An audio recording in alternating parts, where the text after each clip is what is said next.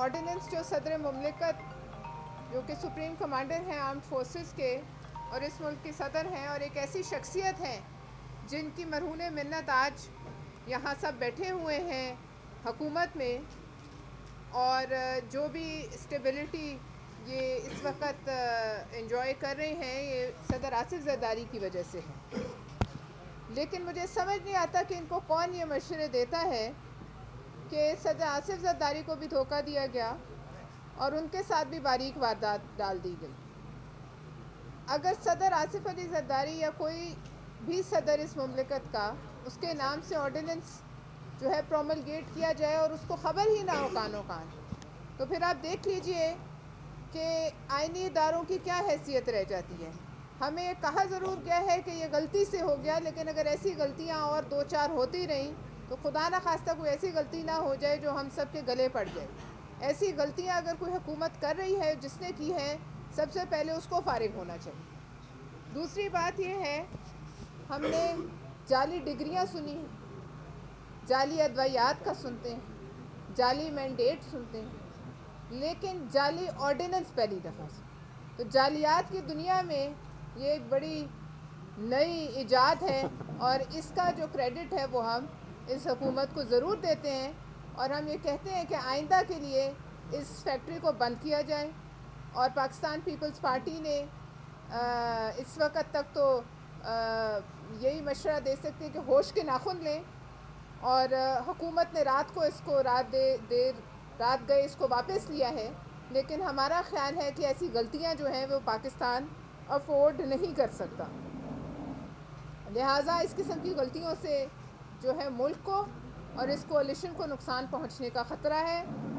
जो भी ये गलतियां करता है उसको अपनी सफ़ों से निकाल के बाहर करें, और इस किस्म की गलत एडवाइज़रों की वजह से जो आपकी कल रात को जो हुकूमत की साख को नुकसान पहुंचा है और उनकी नीयत पर भी शक किया जा रहा है, इस किस्म की जाली ऑर्डिनेंसेस की जो फैक्ट्री है उसको बंद किया जाए।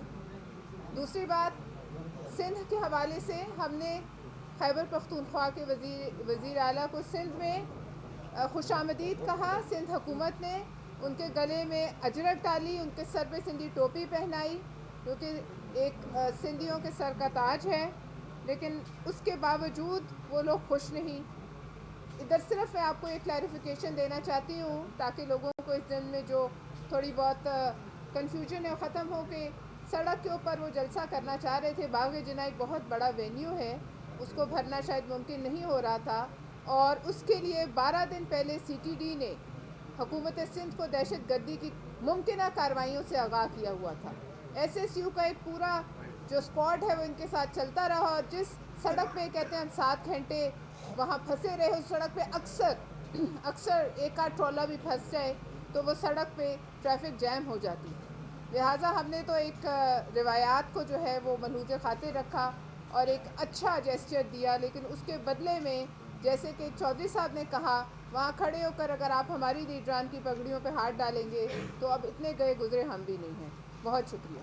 मेरा चौधरी साहब ये बताइएगा कि जो निचकारी का मामला है, भी खड़े हैं, भी खड़े हैं, जो वहाँ की ये तो रहे हैं और आवाज़ भी उठाते रहते हैं, आपने भी हम देखते हैं कि काफ़ी अरसे से इस पर काम भी कर रहे हैं, तो निचकारी हो गई, अब रुकेगी कैसे? मज़ीद भी आगे प्लान बनाए जा रहे हैं। एक आई है जिसको आपने सिर्फ 135 अरब रुपए में भेज दिया, हालांकि आप बता रहे हैं कि सिर्फ ये बुकिंग ऑफिस जो है वो 100 अरब तक है, तो क्या पीपल्स पार्टी इसी तरह से वो करेगी या वैसा इकदाम भी उठाएगी?